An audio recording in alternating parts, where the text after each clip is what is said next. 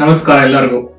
So ಈ ಒಂದು ವಿಡಿಯೋದಲ್ಲಿ ಕೆಲವು ವಿಷಯಗಳನ್ನ ಮಾತಾಡಬೇಕು ಅನ್ನೋಕ್ಕಿಂತ ವಿಚಾರಗಳನ್ನ ಶೇರ್ ಮಾಡಬೇಕು ಮತ್ತು ಅದರ ಬಗ್ಗೆ ನಿಮಗೆ ಅನ್ಸುತ್ತೆ ಅಂತ ನನಗೆ ಒಂದು ತಿಳ್ಕೊಳ್ಳೋ ಇದೆ.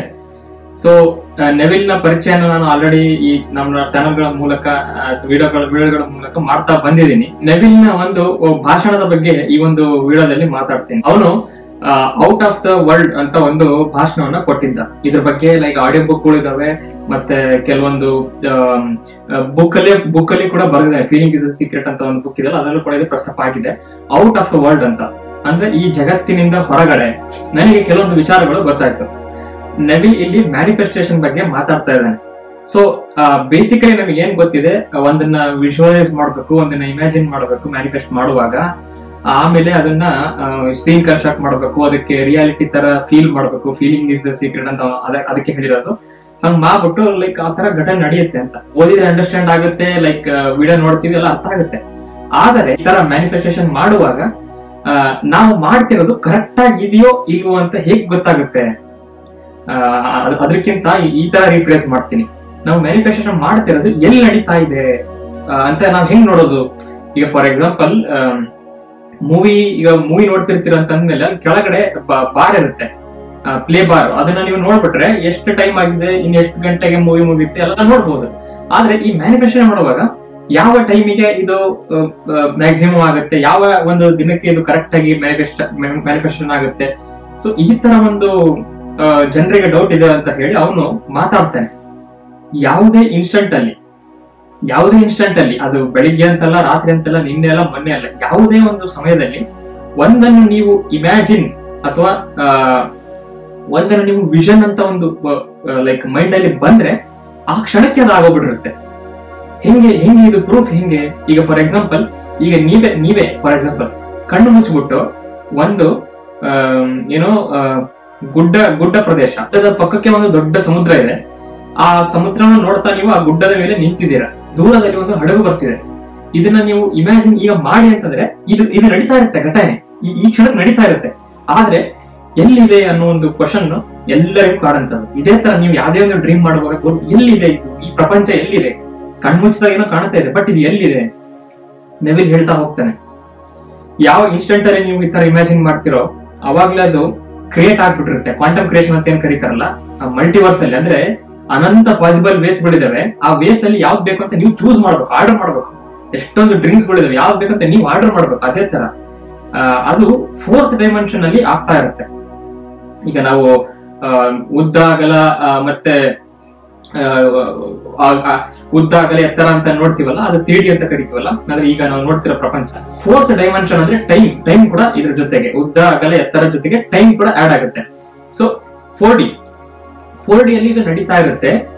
ಇದನ್ನ ಯಾರು ಇದೇ ಸ್ಟೇಟ್ ಅಲ್ಲೇ ಮೇಂಟೈನ್ ಮಾಡ್ತಾರೋ, ಅಂದ್ರೆ ಈ ಕರೆಂಟ್ 3D ನ ಇಗ್ನೋರ್ ಮಾಡ್ಬಿಟ್ಟು ಇದು ನಡೀತಾ ಇಲ್ಲ, ನನ್ನ ಮನಸ್ಸಲ್ಲಿ ಏನಿದೆಯೋ ಅದೇ ಆಗೋದು ಆ ಒಂದು ಬಿಲೀಫ್ ಅಲ್ಲೇ ಇದ್ದು ಒಂದು ಫೀಲಿಂಗ್ ಕೊಡ್ತಾ ಹೋಗ್ತಾರೋ, ಆ 4D ಇದ್ದು 3D ಗೆ ಕನ್ವರ್ಟ್ ಆಗುತ್ತೆ ಅಂತ ಅವ್ನು ಮಾತಾಡ್ತಾನೆ. ಇದನ್ನ ಹೆಂಗ್ ಅರ್ಥ ಮಾಡ್ಕೊಳ್ಳೋದು, ಹೆಂಗೆ ಅದು ಅಲ್ಲಿಂದ ಇಲ್ಲಿ ಬಂದ್ಬಿಡೋದು, ಅದು ಹೆಂಗೆ ಟ್ರಾನ್ಸ್ಫರ್ ಆಗುತ್ತೆ? ಇದನ್ನ ಹೇಳ್ಬೇಕು ಅಂತಂದ್ರೆ ಒಂದು ಸಿಂಪಲ್ ಎಕ್ಸಾಂಪಲ್ಗಳು. 1D ಅಂತ ನೀವು ಕೇಳಿದೀರಾ, ಅಂದ್ರೆ 1 ಡೈಮೆನ್ಷನ್ ಅಂತ. ಡೈಮೆನ್ಷನ್ ಗೆ ಯಾವುದೇ ಉದ್ದ ಇರೋದಿಲ್ಲ, ಯಾವುದೇ ಅಗಲ ಇರಲ್ಲ, ಯಾವುದೇ ಎತ್ತರ ಇರಲ್ಲ. ಇವು ಮೂರು ಒಂದೇ ಒಂದು ಪಾಯಿಂಟ್ ಅಲ್ಲಿ ಇರುತ್ತೆ. ಸೊ ಒಂದು ಪಾಯಿಂಟ್ ಅನ್ನು ನೀವು ತಗೊಂಡ್ರೆ ಅದನ್ನ ನಾವು 1 ಡೈಮೆನ್ಷನ್ ಅಂತ ಕರಿತೇವೆ. ಇದಕ್ಕೆ ಕನ್ನಡದಲ್ಲಿ ಆಯಾಮ ಅಂತ ಕೂಡ ಕರೀತಾರೆ, 1 ಡೈಮೆನ್ಷನ್ ಅಂತ. ಇದೇ ತರ 2D ಅಂತ ಇನ್ನೊಂದು ಬರುತ್ತೆ. ನೆಕ್ಸ್ಟ್ ಇರೋದು 2D ಅಂತಂದ್ರೆ ಇದಕ್ಕೆ ಅಗಲ ಇರುತ್ತೆ ಮತ್ತೆ ಉದ್ದ ಇರುತ್ತೆ, ಹೈಟ್ ಇರಲ್ಲ, ಎತ್ತರ ಇರಲ್ಲ. ಅಂದ್ರೆ ಒಂದು ಪೇಪರ್ ಪ್ಲೇನ್ ತರ. ಆದ್ರೆ ಇಲ್ಲೊಂದು ನೀವು ಗಮನಿಸಬಹುದು, 1D ಗೆ 2D ಗೆ ಏನ್ ಡಿಫರೆನ್ಸ್ ಅಂತಂದ್ರೆ, ಅಂದ್ರೆ ರಿಲೇಷನ್ ಏನಂತಂದ್ರೆ 2D ಅನ್ನ ನೀವು ತುಂಡು ಮಾಡ್ತಾ ಕೊನೆ ಏನ್ ತುಂಡು ಹಿಡಿಯುತ್ತೋ ಅದೇ 1D. ಅಂದ್ರೆ 2D ಅನ್ನೋದು 1 ಡೈಮೆನ್ಷನ್ ಆಗಿ ಟ್ರಾನ್ಸ್ಲೇಟ್ ಆಗಿದೆ. ಅದೇ ತರ 3D ಅಂತಂದ್ರೆ ಉದ್ದ ಅಗಲ ಮತ್ತೆ ಎತ್ತರ ಅಂತ ಇರುತ್ತೆ. ಇವು ಮೂರನ್ನು ಹೊರಗಿನ ಪ್ರಪಂಚ ಏನ್ ಕಾಣುತ್ತೆ, ಲೈಕ್ ವಸ್ತುಗಳು, ಪ್ರಾಣಿಗಳು, ಇವೆಲ್ಲ 3 ಡೈಮೆನ್ಷನ್ ಅಲ್ಲಿ ಇರ್ತವೆ. ಅಂದ್ರೆ ಇಲ್ಲಿ ಮತ್ತೇನಾಯ್ತು, 3 ಡೈಮೆನ್ಷನ್ ನಲ್ಲಿ ಇದ್ದಿದ್ದನ್ನ ನೀವು ಅದರ ಒಂದು ನೆರಳೆ 3D ನ ಕಟ್ ಮಾಡಿ ಒಂದು ಸಿಂಗಲ್ ಪಾರ್ಟ್ ಏನ್ ತಗೊಂತಿರಲ್ಲ ಹಾಳೆ ತರ, ಅದೇ 2D ಆಗುತ್ತೆ. ಅಂದ್ರೆ ಇಲ್ಲಿ ಒಂದು ವಿಚಿತ್ರ ನಡೀತಾ ಇದೆ. ಏನಂತಂದ್ರೆ 2D ಇಂದ 1D ಟ್ರಾನ್ಸ್ಲೇಟ್ ಆಗುತ್ತೆ, 3D ಇಂದ 2D ಟ್ರಾನ್ಸ್ಲೇಟ್ ಆಗುತ್ತೆ. ಅದೇ ತರ 4th ಡೈಮೆನ್ಷನ್ ಇಂದ ಇರುತ್ತೋ ಅದೆಲ್ಲ 3D ಗೆ ಬರುತ್ತೆ. ಸೊ ಇದು ನೋಡಿ, ಇದು ಸಿಂಪಲ್ ಮ್ಯಾಥಮೆಟಿಕ್ಸ್ ಇಂದ ತಿಳಿಬಹುದಾದ ಒಂದು ಲಾಜಿಕ್. ಇದನ್ನ ನೀವೇ ತಾರ್ಕಿಕವಾಗಿ ಯೋಚನೆ ಮಾಡಿ. ನಿಮಗೆ ಡೌಟ್ ಬಂದ್ರೆ ವಿಡಿಯೋನ ಪಾಸ್ ಮಾಡಿ ಯೋಚನೆ ಮಾಡಿ. 2D ಇಂದ ನಾವು 1D ಬರ್ಬೋದು, 3D ಇಂದ 2D ಬರ್ಬೋದು, ಅದೇ ತರ 4D ಇಂದ 3D ಬರ್ಬೋದು. ಟ್ರಾನ್ಸ್ಲೇಷನ್ ಆಗ್ತಿದೆ. ಅಂದ್ರೆ ಫಾರ್ ಎಕ್ಸಾಂಪಲ್, ಈಗ ನೀವು ಅಡಿಗೆ ಮನೆಗೆ ಹೋಗಿ ಒಂದು ಗ್ಲಾಸ್ ಆಫ್ ವಾಟರ್ ತಗೊಂಡು ಕುಡಿಬೇಕು ಅಂತಂದ್ರೆ ನಿಮಗೆ ಆತರ ಯೋಚನೆ ಬರ್ಬೇಕು. ಆ ಯೋಚನೆ ಎಲ್ಲಿ ಬರ್ಬೇಕು? ಕಾಲಲ್ಲಿ ಬರುತ್ತಾ, ಕೈಯಲ್ಲಿ ಬರ್ತಾನೋ, ಮೈಂಡ್ ಅಲ್ಲಿ ಬರುತ್ತೆ. ಮೈಂಡ್ ಎಲ್ಲಿದೆ ತೋರ್ಸಕ್ಕಾಗಲ್ಲ, ಯಾಕೆ ಅದು 4th ಡೈಮೆನ್ಷನ್ ಅಲ್ಲಿ ಇದೆ. ಟೆಸರಾಕ್ಟ್ ಅಂತ ಏನ್ ಕರೀತಾರೆ, ಇದು ಮೆಟಾಫಿಸಿಕಲ್, ನಾವು ನೋಡಕ್ ಆಗೋದಿಲ್ಲ. ಯಾಕಂದ್ರೆ ಅದು 4th ಡೈಮೆನ್ಷನ್ ನಡೀತಾ ಇರುತ್ತೆ. ನಿನ್ನೆಗಳು ಇಲ್ಲ, ಆಕ್ಚುಲಿ ನಾಳೆಗಳು ಕೂಡ ಇಲ್ಲ, ಅವು ಇದಾವೆ ಅಂತ ಅನಿಸ್ತಾ ಇರೋದು ನಮ್ಮ ಮೈಂಡ್ ಅಲ್ಲಿ ಕ್ರಿಯೇಟ್ ಆಗ್ತಿರೋ ಆ ಟೈಮ್ ಅನ್ನೋ ಒಂದು ಇಲ್ಯೂಷನ್ ಇಂದ. ಟೈಮ್ ಅನ್ನೋ ಒಂದು ಸ್ಟಬರ್ನ್ ಇಲ್ಯೂಷನ್ ಅಂತ ಐನ್ಸ್ಟೈನ್ ಅವರು ಹೇಳಿದ್ರು. ಅಂದ್ರೆ ಇಲ್ಲಿ ಏನ್ ಗೊತ್ತಾಯ್ತು, ಈ ಒಂದು ಸಿಂಪಲ್ ಟ್ರಾನ್ಸ್ಲೇಷನ್ ಇಂದ 3 ಇಂದ 2 ಗೆ, 2 ಇಂದ 1 ಗೆ, ಅದೇ ತರ 4 ಇಂದ 3 ಗೆ ಆಗ್ಲೇಬೇಕು. ಅಂದ್ರೆ ನೀವ್ ಏನ್ ಯೋಚನೆ ಮಾಡ್ತಿರೋ ಅದೇ ಇವಾಗ ನಡೀತಾ ಇರಬೇಕು. ಹೆಂಗೆ ಅಂತ ನೀವು ಕೇಳಿದ್ರೆ ಬಹಳ ಸಿಂಪಲ್ ಎಕ್ಸಾಂಪಲ್ ನಾ ಹೇಳಿದ್ನಲ್ಲ, ನೀವು ಆ ಗ್ಲಾಸ್ ಆಫ್ ವಾಟರ್ ನ ಅಡಿಗೆ ಮನೆಯಿಂದ ತಗೊಂಡ್ ಬರ್ಬೇಕು ಅಂದ್ರೆ ನಿಮಗೆ ಆತರ ಯೋಚನೆ ಬರ್ಬೇಕು. ಯಾಕೆ ಅಂತಂದ್ರೆ ಆತರ ಯೋಚನೆ ಬರ್ಲಿಲ್ಲ ಅಂತಂದ್ರೆ ಹೆಂಗ್ ತರ್ತೀರಿ ನೀವು ಆ ಗ್ಲಾಸ್ ಆಫ್ ವಾಟರ್ ನ? ಅಂದ್ರೆ ಯೋಚನೆ ಎಲ್ಲಿ ಬಂದಿದೆ? 4D ಅನ್ನೋ ಮೈಂಡ್ ಅಲ್ಲಿ ಬಂದಿದೆ. ಅದು ಏನಾಗಿದೆ? ಆಕ್ಷನ್ ಆಗಿ ಕನ್ವರ್ಟ್ ಆಗಿದೆ. ಯಾವ ತರ ನೀವು ಆ ಒಂದು ಸೋಫಾ ಮೇಲಿಂದ ಎದ್ದೇಳ್ತಿರೋದು ಇವೆಲ್ಲ ಆಕ್ಷನ್. ಯಾಕಂದ್ರೆ ಸೋಫಾ, ನೀವು ನಿಮ್ಮ ಕೈ ಇವೆಲ್ಲ 3D ಅಲ್ವಾ? ಆ ಯೋಚನೆ ಮಾತ್ರ ಮನಸ್ಸಲ್ಲಿ ಇದ್ದು ಅದು 4 ಡೈಮೆನ್ಷನ್ ಅಲ್ಲಿ. ನಾನು ಎದ್ದು ಹೋಗಿ ಅಲ್ಲಿ ನೀರನ್ನು ತೆಗೆದುಕೊಂಡು ಕುಡಿಯಬೇಕು. ಇದು ಯಾರು ಲೈಕ್ 3D ಅಲ್ಲಿ ಎಕ್ಸ್ಪ್ಲೇನ್ ಮಾಡಿಲ್ಲ ನಿಮಗೆ. ಯಾಕಂದ್ರೆ ಅದು ನೀವು ಯೋಚನೆ ಮಾಡಿದ್ದೀರಿ ಸಬ್ ಕಾನ್ಶಿಯಸ್ಲಿ. ಅಂದ್ರೆ ನಾವು ಬಾಯಿ ಬಿಟ್ಟು ಒದರೋದಲ್ಲ, ನಾನು ಹೋಗ್ಬೇಕು ಮನಸ್ಸಲ್ಲಿ ಅನ್ಕೊಂತೀರಿ. ಯಾಕಂದ್ರೆ ಒಳಗಿಂದ ಒಂದು ಫೀಲಿಂಗ್ ಬರುತ್ತೆ, ಬಾಯಾರಿಕೆ ಅಂತ. ಇದೇ ತರ ಇವತ್ತು ಏನೇ ನೀವು ಪೊಸಿಷನ್ ಅಲ್ಲಿ ಇದ್ರು ಕೂಡ, ಇವತ್ತು ಯಾರೇ ನಿಮ್ಗೆ ಏನೇ ಅಂದ್ರು ಕೂಡ, ಇವತ್ತು ಏನೋ ಒಂದು ನೀವು ಮಾಡ್ತಿದ್ರು ಕೂಡ, ಇವತ್ತು ಯಾವುದೇ ಒಂದು ನೀವು ಬಟ್ಟೆ ಹಾಕೊಂಡಿದ್ರು ಕೂಡ, ಈ ಒಂದು ವಿಡಿಯೋನ ನೀವು ನೋಡ್ತಾ ಇದ್ರು ಕೂಡ, ಇವಕ್ಕೆಲ್ಲವಕ್ಕೂ ಒಂದು ಯೋಚನೆ ಅನ್ನೋದು ಬಂದಿತ್ತು ನಮ್ಮ ಮೈಂಡ್ ಅಲ್ಲಿ. ಆ ಯೋಚನೆ ಬಂದಿರೋದಕ್ಕೆ ಮಾತ್ರ ಈ ಆಕ್ಷನ್ ನಡೀತಾ ಇದೆ. ಮತ್ತೆ ಆಕ್ಷನ್ ನಡೀತಾ ಇರೋದು 3D ಅಲ್ಲಿ. ಆದ್ದರಿಂದ ನವಿಲ್ ಹೇಳಿರೋದು ಕರೆಕ್ಟ್ ಇದೆ. ನಾವು ಮಾಡುವ ಯೋಚನೆಗಳು 4th ಡೈಮೆನ್ಷನ್ ಅಲ್ಲಿ ಆಲ್ರೆಡಿ ನಡೀತಾ ಇರ್ತವೆ. ಅವು ನಡೆದಿರೋದನ್ನ ಹೆಂಗೆ ಆಕ್ಷನ್ ಮಾಡಬೇಕು ಅನ್ನೋದು ನಮ್ಮ ಮೇಲೆ ಬಿಟ್ಟಿದ್ದು. ಈಗ ಮತ್ತೆ ಇನ್ನೊಂದು ವಿಚಿತ್ರವಾದ ಒಂದು ಸಿದ್ಧಾಂತ ಬರುತ್ತಿಲ್ಲ. ನಿಕೋಲಾ ಟೆಸ್ಲಾ ಅವನ ಹೆಸರನ್ನ ನೀವು ಎಲ್ಲರೂ ಕೇಳಿದ್ದೀರಿ. ಫ್ರೀಕ್ವೆನ್ಸಿ ವೈಬ್ರೇಷನ್ ಬಗ್ಗೆ ಮಾತಾಡಿದರೆ, ಎಸಿ ಜನರೇಟರ್ ನ ಕಂಡಿಡಿದವರು, 3 ಫೇಸ್ ಎಸಿ ಅನ್ನ ಕಂಡಿಡಿದವರು ಅಂತ ಬಹಳ ಫೇಮಸ್ ಆಗಿರ್ತಕ್ಕಂಥ ಒಬ್ಬ ಫಿಸಿಸಿಸ್ಟ್ ಮತ್ತೆ ವಿಷನರಿ ಅಂತ ಕೂಡ ಕರಿಬಹುದು. ನಿಕೋಲಾ ಟೆಸ್ಲಾ ಒಂದು ಸಿದ್ಧಾಂತವನ್ನ ಹೇಳಿದ್ರು. ಅವ್ರು ಅದನ್ನು ನಂಬ್ತಾನೂ ಇದ್ರು. ಅವರಿಗೆ OCD ಅಂತ ಒಂದು ಡಿಸಾರ್ಡರ್ ಇತ್ತು ಅಂತ ಕೂಡ ತುಂಬಾ ಜನ ಕರೀತಾರೆ. ಅದು ಏನೇ ಅವ್ರ ಪರ್ಸನಲ್ ಲೈಫ್. ಆದ್ರೆ ನಿಕೋಲಾ ಟೆಸ್ಲಾ ನಂಬ್ತಾ ಇದ್ದಿದ್ದು ಏನು ಅಂತಂದ್ರೆ, ಈ ಸಾವು ಮತ್ತೆ ಬದುಕು ಮತ್ತು ಮಧ್ಯದ ಜೀವನ ಇವೆಲ್ಲದಕ್ಕೂ ಲಿಂಕ್ ಇದೆ ಅಂತ ಅವ್ರು ನಂಬ್ತಾ ಇದ್ರು. ಯಾವ ತರ ಅಂತಂದ್ರೆ, ಈಗ ಅವ್ರು ಹೆಂಗ್ ಯೋಚನೆ ಮಾಡ್ತಾ ಇದ್ರು, ಸತ್ತ ವ್ಯಕ್ತಿಗಳು ಹೋಗ್ಬಿಡ್ತಾರೆ ಅಂತಂದ್ರೆ ಮೀನಿಂಗ್ ಏನ್ ಹೋಗುತ್ತೆ? ಬಾಡಿ ಹೋಗುತ್ತಾ, ಜೀವ ಹೋಗುತ್ತಾ, ಕಾನ್ಶಿಯಸ್ನೆಸ್ ಹೋಗುತ್ತಾ, ಏನು ಆಕ್ಚುಲಿ ಹೋಗೋದೇನು? ಅವ್ರು ಅಂತಾರೆ ಯಾವ್ದು ಹೋಗಲ್ಲ, ಯಾವ್ದು ಇರ್ಲಿಲ್ಲ. ಇದು ಕೇಳಕ್ಕೆ ಸ್ವಲ್ಪ ಕ್ರೇಜಿ ಆಗಿ ಅನ್ಸುತ್ತೆ, ಬಟ್ ಯಾವ್ದು ಹೋಗಲ್ಲ, ಯಾವ್ದು ಇರ್ಲಿಲ್ಲ, ಎಲ್ಲವೂ ಒಂಥರ ವೈಬ್ರೇಷನ್ ಅಲ್ಲಿ ತೇಲಾಡ್ತಾ ಇರ್ತಕ್ಕಂಥ ಘಟನೆಗಳು. ಸಾವು ಅನ್ನೋದೊಂದು ವೈಬ್ರೇಷನ್, ಬದುಕು ಅನ್ನೋದೊಂದು ವೈಬ್ರೇಷನ್, ಹುಟ್ಟು ಅನ್ನೋದೊಂದು ವೈಬ್ರೇಷನ್. ಅವ್ರೇನ್ ನಂಬಿದ್ರು, ಸತ್ತ ವ್ಯಕ್ತಿಗಳ ಎಕ್ಸ್ಪೀರಿಯನ್ಸ್ ಏನಿದೆ ಮತ್ತೆ ಈಗ ನಾವು ಯೋಚನೆ ಮಾಡ್ತಿರೋದು ಅವೆಲ್ಲ ಕಣ್ಣಿ ಕಾಣಲ್ವಲ್ಲ. ಈಗ ಯೋಚನೆಗಳು ಏರಲ್ಲಿ ಇದಾವೆ ಅಂತ ಕರೀತಾರೆ ಕೆಲವೊಬ್ರು. ಎಲ್ಲಿದೆ ಯೋಚನೆಗಳು ತೋರ್ಸಂದ್ರೆ ಏರಲ್ಲಿದೆ, ನನ್ನ ಫೀಲಿಂಗ್ ಎಲ್ಲಿದೆ ತೋರ್ಸಂತಂದ್ರೆ ಏರಲ್ಲಿ ಎಲ್ಲ ಕಾಣ್ತಾ ಇದೆ ಅಂತ ಹೇಳ್ತಾರೆ. ಅದು ನಿಜ ಅಲ್ಲ. ಬಟ್ ಅವ್ರು ನಂಬ್ತಾ ಇರೋದು, ಬ್ರಹ್ಮಾಂಡದಲ್ಲಿ ಎಲ್ಲೋ ಒಂದು ಜಾಗ ಇದೆ. ಆ ಜಾಗದಲ್ಲಿ ಎಲ್ಲ ಮನುಷ್ಯರ ಕಾನ್ಶಿಯಸ್ನೆಸ್, ಅಂದ್ರೆ ಈಗ ನಾನೊಂದು ಯೋಚನೆ ಮಾಡ್ತೀನಿ, ನೀವೊಂದು ಯೋಚನೆ ಮಾಡ್ತೀರಾ. ಸತ್ತ ವ್ಯಕ್ತಿಗಳು ಯೋಚನೆ ಇತ್ತು, ಬಟ್ ಅದು ಸ್ಟಾಪ್ ಆಯ್ತು. ಸಡನ್ಲಿ ಕಾನ್ಶಿಯಸ್ನೆಸ್ ಸ್ಟಾಪ್ ಆಗ್ಬಿಡ್ತು. ಬಟ್ ಆ ಯೋಚನೆಗಳು ಎಲ್ಲ ಇರ್ಬೇಕಲ್ಲ. ಯಾಕಂದ್ರೆ ಯೋಚನೆಗಳು ಅಂತಂದ್ರೆ ಬಾಡಿ ಅಲ್ಲ, ಸಾವಾದಾಗ ಹೋಗೋದು ಬಾಡಿ ಮಾತ್ರ. ಬಟ್ ಯೋಚನೆ ಅನ್ನೋದು ಮೆಟಾಫಿಸಿಕಲ್. ನಾ ಏನ್ ಹೇಳಿದೆ, 4th ಡೈಮೆನ್ಷನ್. ಸಾಯೋದು 3D ಅಲ್ಲಿ, 4D ಅಲ್ಲಿ ಏನಾಗುತ್ತೆ ನಮಗೆ ಗೊತ್ತಿಲ್ಲ. ಟೈಮ್ ಡೈಮೆನ್ಷನ್ ಅಲ್ಲಿ ಅವರು ಆ ತರ ಒಂದು ಜಾಗ ಇದೆ, ಎಲ್ಲಿದೆಯೋ ಗೊತ್ತಿಲ್ಲ, ಬ್ರಹ್ಮಾಂಡದಲ್ಲಿ ಇದೆ. ಆ ಜಾಗದಿಂದಲೇ ನಮಗೆ ಯೋಚನೆಗಳು ಬರೋದು. ಆ ಜಾಗಕ್ಕೆ ನಾವು ಅಲ್ಲಿ ಹೋಗೋದು. ದೇಹವನ್ನು ಬಿಟ್ಟ ಮೇಲೆ ಯೋಚನೆಗಳ ಮೂಲಕ, ಫೀಲಿಂಗ್ಸ್ ಗಳ ಮೂಲಕ ಆ ಒಂದು ಫೀಲ್ಡ್ ಅಲ್ಲಿ ಎಲ್ಲರ ಒಂದು ಜ್ಞಾನ. ಅದು ಬರೀ ಒಬ್ಬರದಲ್ಲ, ನನ್ನ ಮನಸ್ಸಲ್ಲಿರೋದು, ನಿಮ್ಮ ಮನಸ್ಸಲ್ಲಿರೋದು, ಇಡೀ ಪ್ರಪಂಚದ ಎಷ್ಟು ಜನ ಹುಟ್ಟಿದಾರೋ ಎಲ್ಲ ಕಾನ್ಶಿಯಸ್ನೆಸ್ ಅಲ್ಲಿ ಏನೇನು ಜ್ಞಾನ ಇದೆಯೋ ಅದೆಲ್ಲ ಜ್ಞಾನ ಆ ಒಂದು ಸ್ಪಿಯರ್ ಅಲ್ಲಿ ಕೂತ್ಬಿಟ್ಟಿದೆ. ಆ ಸ್ಪಿಯರ್ ಇಂದ ಎಲ್ಲರಿಗೂ ಎನರ್ಜಿ ಬರುತ್ತೆ. ಇದನ್ನ ಅವರು ಯೂನಿವರ್ಸಲ್ ಶಕ್ತಿ ಅಂತ ಕರೀತಾ ಇದ್ದಾರೆ. ಯೂನಿವರ್ಸಲ್ ಶಕ್ತಿಗೆ ಕೀಯನ್ನ ನೀವು ಕರೆಕ್ಟ್ ಆಗಿ ಕಂಡಿಡಿರಿ ಅಂತ ಅವ್ರು ಹೇಳ್ತಾ ಇದ್ದಾರೆ. ಅವಾಗ ಅವರು ಕೆಲವೊಂದು ನೀವು ಕೋರ್ಸ್ ಗಳನ್ನ ನೋಡಿದ್ರೆ, if only you know the secrets of vibration and frequency, you can unlock the secrets to the universe ಅಂತ ಅವ್ರು ಹೇಳ್ತಾ ಇದ್ದಾರೆ. ಬಹಳ ಫೇಮಸ್ ಕೋಟ್ ಇದೆ ಅವರಿಂದ. ಆದ್ರೆ ಯಾಕೆ ಹಿಂಗೆ ನಂಬಿದ್ರು ನಿಕೋಲಾ ಟೆಸ್ಲಾ ಅವರು ಅನ್ನೋದು ಒಂದು ಬಹಳ ನಿಗೂಢ ಮತ್ತು ಅದು ನಿಜನ ಅಂತ ಹುಡುಕಕ್ ಹೋದಾಗ ನನಗೆ ರಿಸರ್ಚ್ ಮಾಡಿದಾಗ ಅಲನ್ ವ್ಯಾಟ್ಸ್ ಅಂತ ಒಬ್ಬ ಫಿಲಾಸಫರ್ ಸಿಗ್ತಾರೆ. ಇವರು ಇಂಗ್ಲಿಷ್ ಫಿಲಾಸಫರ್. ಇವರು ವೆಸ್ಟರ್ನ್ ಮತ್ತು ಈಸ್ಟರ್ನ್ ಅನ್ನ ಕಂಬೈನ್ ಮಾಡ್ಬಿಟ್ಟು ಆತರ ಟೀಚ್ ಮಾಡ್ತಾರೆ. ಅಲನ್ ವ್ಯಾಟ್ಸ್ ಅವರ ಒಂದು ಪ್ರತಿಪಾದನೆ ಹೇಗಿತ್ತು ಅಂತಂದ್ರೆ, ನಾನು ಅವ್ರ ಬಗ್ಗೆ ಓದುವಾಗ ಒಂದು ಸ್ಮಾಲ್ ಎಕ್ಸ್ಪೆರಿಮೆಂಟ್ ಮಾಡೋಣ. ಇವಾಗ ವಿಡಿಯೋ ನೋಡ್ತಾ ಇದೀರಲ್ವಾ, ಕೈನ ಈಗ ನೀವು ನನ್ನ ಜೊತೆ ಮಾಡಿ ಕೈನ ಹೀಗೆ ಹಿಡ್ಕೊಳ್ಳಿ. ಕೈನ ಹೀಗೆ 5 ಬೆರಳಾಗಿ ಹೀಗೆ ಹಿಡ್ಕೊಳ್ಳಿ. ಈ 5 ಬೆರಳನ್ನ ಇವಾಗ ಹೀಗೆ ಅದನ್ನ ನೋಡ್ತಾ, ನಾನು ನೋಡ್ಬೇಡಿ, ಈ ಕೈನ ಹೀಗೆ ನೋಡ್ತಾ ಹೀಗೆ ಮಡಚಿ ಮುಷ್ಟಿ ಕಟ್ಟಿ ಇವಾಗ ನನ್ನ ಜೊತೆ ಮಾಡ್ತಾ ಇರಿ. ಆಮೇಲೆ ಹಿಂಗೆ ಇದ್ದಿದ್ದನ್ನ ಹೀಗೆ ಓಪನ್ ಮಾಡಿ. ಸೊ ಇವಾಗ ಎಲ್ಲರೂ ಮಾಡಿದೀರಿ ಅಂತ ಅನ್ಕೊಳ್ತೀನಿ. ಇದನ್ನ ಸೂಕ್ಷ್ಮವಾಗಿ ಗಮನಿಸೋಣ. ಇಲ್ಲೊಂದು ಮ್ಯಾಜಿಕ್ ನಡೆದಿದೆ. ಇದು ಏನ್ ಮ್ಯಾಜಿಕ್ ಅಂತ ನಾ ಹೇಳ್ತೀನಿ. ನಿಮಗೆ ಏನಾದ್ರೂ ಡೌಟ್ ಇದ್ರೆ ಕಮೆಂಟ್ ಸೆಕ್ಷನ್ ಅಲ್ಲಿ ಇದ್ರ ಬಗ್ಗೆ ತಿಳಿಸಿ. ಸೊ ಇಲ್ಲಿ ನಡೆದಿರ್ತಕ್ಕಂಥ ಮ್ಯಾಜಿಕ್ ಏನು ಅಂತಂದ್ರೆ, ನೀವು ನಿಮ್ಮೊಳಗಿರೋ ಆ ಒಂದು ಏನೋ ಶಕ್ತಿ, ಕಾನ್ಶಿಯಸ್ನೆಸ್ ಕೈನ ಹಿಂಗ ಮಡಚಿ ಅಂತಂದಾಗ ಡಿಸೈಡ್ ಮಾಡಬೇಕು. ಏನಂತ ಡಿಸೈಡ್ ಮಾಡಬೇಕು? ನಾನು ನನ್ನ ಕೈಯನ್ನ ಹೀಗೆ ಮುಷ್ಟಿ ಕಟ್ಟಬೇಕು ಅಂತ ಡಿಸೈಡ್ ಮಾಡಬೇಕು. ಓಕೆನಾ? ಸೊ ಇದು ಜನರಲ್ ಆಗಿ ನಮಗೇನು ಹೊರಗಿನ ಒಂದು ಪ್ರಪಂಚಕ್ಕೆ ವಾಲಂಟ್ರಿ ಅಂತ ಅನ್ಸುತ್ತೆ. ಅಂದ್ರೆ ನಮ್ಮಷ್ಟಿಗೆ ನಾವೇ ಮಾಡಿರೋದು ವಾಲಂಟ್ರಿ. ನೋಡು, ನಾನು ಬೇಕಂತ ಹಿಂಗೆ ಓಪನ್ ಮಾಡ್ತೀನಿ, ಬೇಡ ಅಂದ್ರೆ ಮುಚ್ತೀನಿ. ನೋಡು, ನಾನು ಇಷ್ಟದಂಗೆ ಮಾಡ್ತಾ ಇದ್ದೀನಿ ಅಂತ ನೀವು ಮಾಡ್ತಾ ಇರ್ಬೋದು. ಹೀಗೆ ಸಣ್ಣ ಮಕ್ಕಳು ಮಾಡ್ತಾ ಇರ್ತಾರೆ, ಹೀಗೆ ನಾನು ಇಷ್ಟದಂತ ಮಾಡ್ತಾ ಇದ್ದೀನಿ ಅಂದ್ರೆ ಇದು ವಾಲಂಟ್ರಿ ಅಂತ ಅನ್ಸುತ್ತೆ. ಬಟ್ ಇಲ್ಲಿ ಅಬ್ಸರ್ವ್ ಮಾಡಿ, ಹೀಗೆ ಮಡಚಬೇಕು ಅಂತ ಡಿಸೈಡ್ ಮಾಡಿದ್ರಲ್ಲ, ಆತರ ಡಿಸೈಡ್ ಮಾಡಿದ್ರೆ ಯಾರು ಡಿಸೈಡ್ ಮಾಡ್ತಾರೆ? ಇನ್ನೊಂದ್ಸಲ ಹೇಳ್ತೀನಿ, ಕೈನ ಹೀಗೆ ಮಡಚಬೇಕು ಅಂತ ನೀವು ಡಿಸೈಡ್ ಮಾಡಿರಲ್ಲ. ಯಾಕಂದ್ರೆ ಡಿಸೈಡ್ ಮಾಡಿದ್ದಕ್ಕೆ ನಾ ಏನ್ ಹೇಳಿದೆ, ಫಸ್ಟ್ ಯೋಚನೆ ಬರ್ಬೇಕು, ಏನೋ ಒಂದು ಮಾಡ್ಬೇಕು ಅಂತ, ಆಮೇಲೆ ಆಕ್ಷನ್ ಆಗುತ್ತೆ. ಯೋಚನೆ ಅನ್ನೋದೇನೋ ನಾನ್ ಹೀಗೆ ಮಾಡ್ಬೇಕು ಅಂತ ಡಿಸೈಡ್ ಮಾಡೋದು. ಆ ಡಿಸೈಡ್ ಮಾಡೋದನ್ನ ಡಿಸೈಡ್ ಮಾಡಿದ್ರ? ಇಲ್ಲ, ಮಾಡ್ಲಿಲ್ಲ. ಹಾಗಿದ್ರೆ ಕೈನ ಮಡಚಬೇಕು ಅನ್ನೋದನ್ನ ಡಿಸೈಡ್ ಮಾಡೋದನ್ನ ಯಾರು ಡಿಸೈಡ್ ಮಾಡಿದ್ರು? ಇಲ್ಲಿ ಒಂದು ವಿಚಿತ್ರವಾದ ಒಂದು ಫೀಲಿಂಗ್ ಬರುತ್ತೆ ಎಲ್ಲರೊಳಗಡೆ. ಒಂದು ಕ್ಷಣ ಸಿಡಿಲು ಮಿಂಚು ಹೊಡೆದಂಗೆ ನನಗೆ ಅನಿಸ್ಬಿಟ್ಟಿತ್ತು ಈ ತರ ಅಲನ್ ವ್ಯಾಟ್ಸ್ ಮಾತು ಕೇಳಿದಾಗ. ಸೀರಿಯಸ್ಲಿ ನಾ ಇದನ್ನ ನನ್ನ ಇಷ್ಟದಂತೆ ಮಾಡ್ತಾ ಇದ್ದೀನಿ ಅಂತ ಅನ್ಕೊಂಡೆ. ಬಟ್ ಇದನ್ನ ನಾನು ಡಿಸೈಡ್ ಮಾಡಿದ್ದೀನಿ, ಹಿಂಗ್ ಮಾಡ್ಬೇಕು ಅಂತ ಡಿಸೈಡ್ ಮಾಡಿದ್ದೀನಿ. ಹಂಗೆ ಡಿಸೈಡ್ ಮಾಡ್ಬೇಕು ಅಂತೇಳಿ ಡಿಸೈಡ್ ಮಾಡಿದ್ಯಾರು? ಅದು ಯಾರದು? ಅದು ಎಲ್ಲಿಂದ ಬಂತದು ಯೋಚನೆ? ಅಂದ್ರೆ ಈಗ ನೀವು ನನಗೆ ಹೇಳ್ಬೋದು, ನೀ ಹೇಳಿದ್ಯಾ ಮಾಡಂತ. ಹಂಗಲ್ಲ, ನಾನ್ ಹೇಳ್ತಿರೋದು ಏನು ವಾಲಂಟ್ರಿ ಕೆಲಸ ಮಾಡ್ತಿರಲ್ವಾ, ಅಂದ್ರೆ ಯೋಚನೆಗಳು ಬರ್ತಾವಲ್ವಾ, ಆ ಯೋಚನೆಗಳು ಬರ್ಬೇಕು ಅಂತ ನಿಮ್ಗೆ ಹೇಳಿದ್ಯಾರು?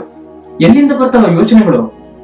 ಇದ್ರ ಬಗ್ಗೆ ನಾನು ಕೂಲಂಕುಷವಾಗಿ ನಾನು ಪರಿಶೀಲಿಸ್ತಾ ಹೋದೆ. ಇದೇನಿದು ಫೀಲಿಂಗ್? ಇದು ಒಂಥರ ವಿಚಿತ್ರವಾದ ಫೀಲಿಂಗ್. ಇದು ಟ್ರೈ ಮಾಡಿ ನೋಡಿ, ಮತ್ತೆ ಹಿಂಗ್ ಮಾಡ್ತಾ ಹೋಗಿ, ನಿಮ್ಗೇನೋ ಆಗುತ್ತೆ, ಒಂದ್ ಮಿರಾಕಲ್ ಆಗುತ್ತೆ. ಹಿಂಗ್ ಮಾಡ್ಬೇಕು ಅಂತೇಳಿ ಡಿಸೈಡ್ ಮಾಡಿರೋದು ನಾನು ಅಂತ ಅನ್ಸ್ತಾ ಇರೋದು, ಅಂದ್ರೆ ವಾಲಂಟ್ರಿ ಅಂತ. ಬಟ್ ಆತರ ಡಿಸೈಡ್ ಮಾಡೋ ಅಂತ ಹೇಳಿದ್ಯಾರು? ಹೆಂಗ್ ಬಂತದು? ಅದು ಬೇಸಿಕಲಿ ಹೆಂಗ್ ಬಂತು? ಫಂಡಮೆಂಟಲ್ ಆಗಿ ನಾನು ಕೇಳ್ತಾ ಇರೋದು, ನಮ್ಮ ಒಳಗಡೆ ಯೋಚನೆಗಳು ಹೆಂಗ್ ಹುಟ್ಟುತ್ತೆ ಅಂತ ಅಂದಾಗ ಅಲನ್ ವ್ಯಾಟ್ಸ್ ಒಂದು ಬ್ಯೂಟಿಫುಲ್ ಆಗಿರ್ತಕ್ಕಂಥ ಮಾತು ಹೇಳ್ತಾರೆ. ಈ ಬ್ರಹ್ಮಾಂಡವನ್ನು ನೀವು ಗಮನಿಸಿ. ಯಾರು ಅಪ್ಲಿಫ್ಟ್ ಆಗಲ್ಲ ಹಾರ್ಟ್ ಇಂದ. ಎಲ್ಲರೂ ಸ್ವಾರ್ಥಿಗಳಾಗಿ ಅವರವರ ಲೈಫ್ ಅಲ್ಲಿ ಬ್ರಹ್ಮಾಂಡವನ್ನು ಗಮನಿಸಲ್ಲ. ಹೊರಗೋಗಿ ಒಂದು ಬ್ಯೂಟಿಫುಲ್ ಆಗಿರೋ ಒಂದು ನೈಟ್ ಸ್ಕೈ ನೋಡುವಂತಂದ ಅಂದ್ರೆ ಇಲ್ಲ ನಾ ಟಿಕ್ ಟಾಕ್ ನೋಡ್ತೀನಿ ಅಂತ ಅನ್ನೋ ಜನ ಇದ್ದಾರೆ. ಇವಾಗ ಬ್ರಹ್ಮಾಂಡವನ್ನು ನೀವು ನೋಡಿದಾಗ ಭೂಮಿ 4 ಬಿಲಿಯನ್ ವರ್ಷಗಳಿಂದ ಸುಮ್ಮನೆ ತಿರುಗ್ತಾ ಇದೆ. ಸೂರ್ಯ ಹೈಡ್ರೋಜನ್, ಹೀಲಿಯಂ, ಕಾರ್ಬನ್ ಆಗಿ ಬೆಳಗ್ತಾನೆ ಇದೆ. ಬ್ರಹ್ಮಾಂಡ ಅದ್ರ ಪಾಡಿಗೆ ನಡೀತಾ ಇದೆ. ವರ್ಷಗಳಿಂದ ಏನೇನೋ ಆಟೋಮೆಟಿಕ್ ಆಗಿ ನಡೀತಾ ಇದ್ದೇವೆ. ಜಗತ್ನಲ್ಲಿ ಎಲ್ಲ ಇನ್ವಾಲಂಟ್ರಿ. ಈ ಪ್ರಪಂಚ, ಈ ಬ್ರಹ್ಮಾಂಡ ಅನ್ನೋದು ಇನ್ವಾಲಂಟ್ರಿ.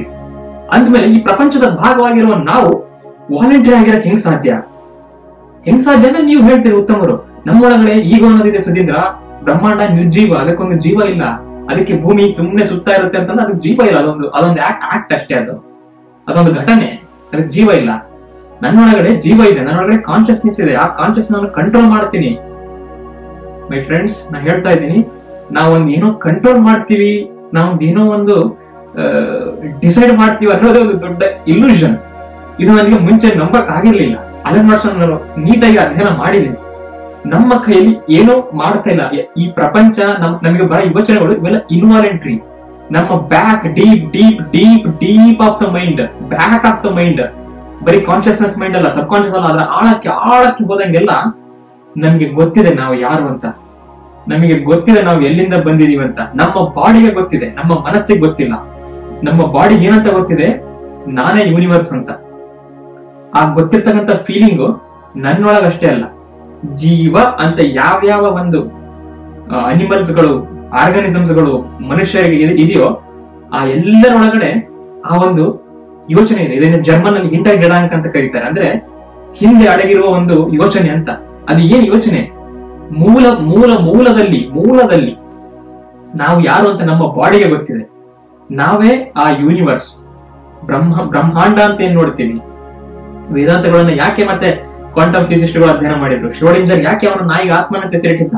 ವೇದಾಂತವನ್ನು ಅವನು ಆ ಹುಚ್ಚನ ತರ ಓದ್ತಾ ಇದ್ದ. ಆತ್ಮನ್ ಎಲ್ಲಿ ಹೋದ್ರು ಕೂಡ ಆತ್ಮನ್ ಬ್ರಹ್ಮನ್ ಅಂತ ಇದ್ದ. ನಮ್ಮೊಳಗಿರೋ ಆ ಬ್ರಹ್ಮನ್ ನಾವು ಯಾವತ್ತೂ ಎಚ್ಚರಿಸಿಲ್ಲ.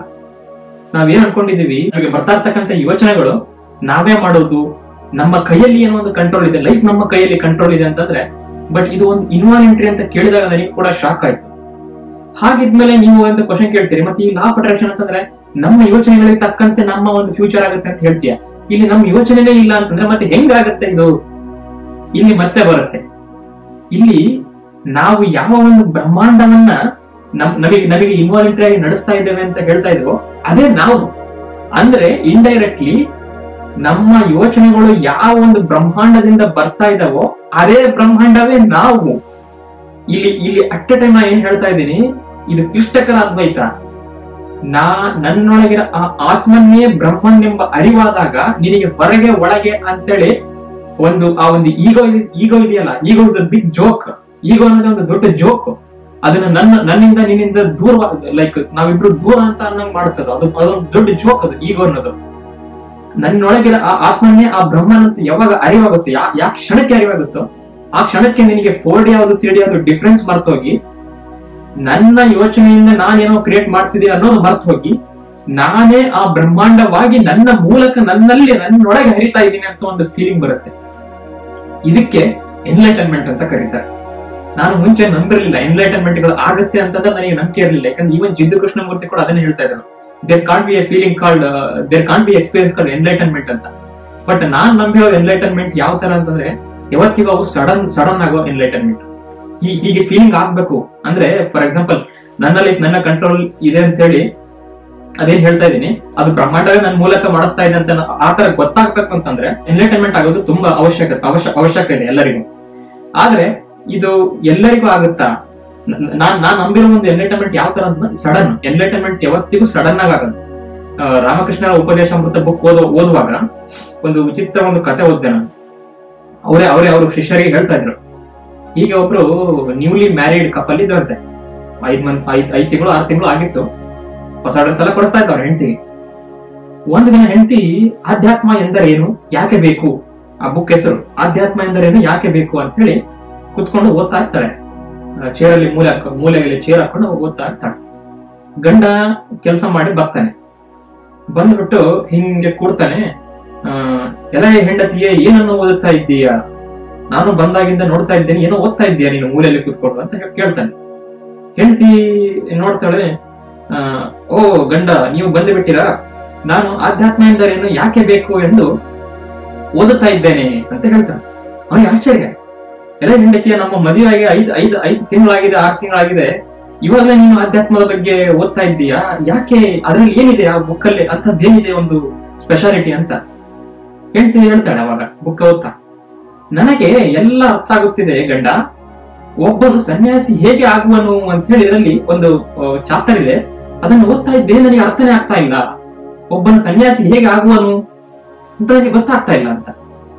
ಗಂಡ ಹೀಗೆ ನೋಡ್ತಾನಂತೆ, ಕಣ್ಣು ಹೀಗೆ ನೋಡ್ಬಿಟ್ಟು, ಹೆಂಡತಿಯೇ ನಿನಗೆ ಒಬ್ಬ ಸನ್ಯಾಸಿ ಹೇಗೆ ಆಗುತ್ತಾನೆ ಅಂತ ಗೊತ್ತಾಗಬೇಕಲ್ಲವ, ಒಬ್ಬನ ಸನ್ಯಾಸಿ ಹೀಗೆ ಆಗುವನು ಅಂತ ಹೇಳಿ ಅವನ ಮೇಲೆ ಡ್ರೆಸ್ ಎಲ್ಲ ಬಿಚ್ಚಿಬಿಟ್ಟು ನತಮಸ್ತಕನಾಗಿ ದಂಕಣ ದಿಕ್ಕಿಗೆ ಹೋಗ್ಬಿಡ್ತಾನಂತೆ, ಒಂದು ಕಾವಿ ತೊಳ್ಕೊಂಡ್ಬಿಟ್ಟು. ಸೊ ಏನ್ ತಿಳಿದು ಬರುತ್ತೆ ಇಂಥ ಕಥೆಗಳಿಂದ? ಎನ್ಲೈಟನ್ಮೆಂಟ್ ಅಂದ್ರೆ ನಾನು ನನ್ನ ಲೈಫ್ ನ ಕಂಟ್ರೋಲ್ ಮಾಡ್ತಾ ಇಲ್ಲ, ನನ್ನ ಲೈಫ್ ನ ಒಂದು ಯೂನಿವರ್ಸ್ ಅನ್ನೋ ಒಂದು ಶಕ್ತಿ ಕಂಟ್ರೋಲ್ ಮಾಡ್ತಾ ಇದೆ. ಬಟ್ ಆ ಶಕ್ತಿನೇ ನಾನು, ಅಂದ್ರೆ ಆತ್ಮನ್ ಇಸ್ ಈಕ್ವಲ್ ಟು ಬ್ರಹ್ಮನ್ ಅನ್ನೋ ಒಂದು ಫೀಲಿಂಗು ಸಡನ್ ಆಗಿ ಬರ್ತಕ್ಕಂಥದ್ದು. ಈ ಒಂದು ಹೆಂಗಿರುತ್ತೆ ಎನ್ಲೈಟನ್ಮೆಂಟ್ ಫೀಲಿಂಗ್ ಅಂತಂದ್ರೆ, ಬುದ್ಧಿಸ್ಟ್ಗಳು, ಝೆನ್ ಮಾಂಕ್ಗಳು ಗೋಡೆ ಕಡೆ ತಿರುಗ್ತಾ ಅದೇನೋ ಹಿಂಗೆ ಟಣ್ ಟಣ್ ಅಂತ ಹೊಡಿತಾರೆ, ಗೋಡೆ ಕಡೆ ತಿರುಗ್ತಾ ಸುಮ್ಮನೆ ಕುತ್ಕೊಂತಿರ್ತಾರಂತೆ, ಸಡನ್ ಆಗಿ ಎಂಟರ್ಟೈನ್ಮೆಂಟ್ ಆಗ್ತಾ ಇತ್ತಂತೆ. ಅದು ಹೇಗ್ ವರ್ಕ್ ಆಗುತ್ತೆ ನಿಮ್ಗೆ ಗೊತ್ತಾಗಲ್ಲ. ಬಟ್ ಒಂದು ಮಾತ್ರ ನಿಜ, ಈ ಎಂಟರ್ಟೈನ್ಮೆಂಟ್ ಅನ್ನೋದು ಪಾಪ್ಕಾರ್ನ್ ಹರಡಿದಂಗೆ, ಟಕ್ಕಂತ ಹೆಂಗೆ ಪಾಪ್ಕಾರ್ನ್ ಪಾಪ್ ಆಗುತ್ತೋ ಹಾಗೆ ಅದು ಸಡನ್ ಆಗಿ ಆಗ್ತಕ್ಕಂಥದ್ದು. ಅದನ್ನ ನೀವು ಹೀಟ್ ಮಾಡ್ತಾ ಮಾಡ್ತಾ ಈಗ ಒಂದು ಶಕ್ತಿಯನ್ನು ಕೊಡ್ತಾ ಕೊಡ್ತಾ ಒಂದು ದಿನ ಅದು ಟಕ್ಕಂತ ಜೆಲಿ ಫಿಶ್ ಹೆಂಗೆ ಸಮುದ್ರದ ಮೇಲೆ ಬರುತ್ತೋ ಹಾಗೆ ಪಾಪ್ಕಾರ್ನ್ ಅರಳಿದಂಗೆ ನಮ್ಮ ಒಳಗಡೆ ಒಂದು ಫೀಲಿಂಗ್ ಬರುತ್ತೆ. ಆ ಫೀಲಿಂಗ್ ಬಂದಾಗ ಅದು ತುಂಬಾ ಹೊತ್ತಿರಲ್ಲ, ಒಂದು 7 ರಿಂದ 8 ಸೆಕೆಂಡ್ ಇರುತ್ತೆ. ನಮಗೆ ಅದು ಫೀಲ್ ಆಗುತ್ತೆ, ಎಂಟರ್ಟೈನ್ಮೆಂಟ್ ಅದು ಯಾವ ತರ ಆಗುತ್ತೆ ಅಂತ ಒಂದು ಫೀಲ್ ಆಗುತ್ತೆ.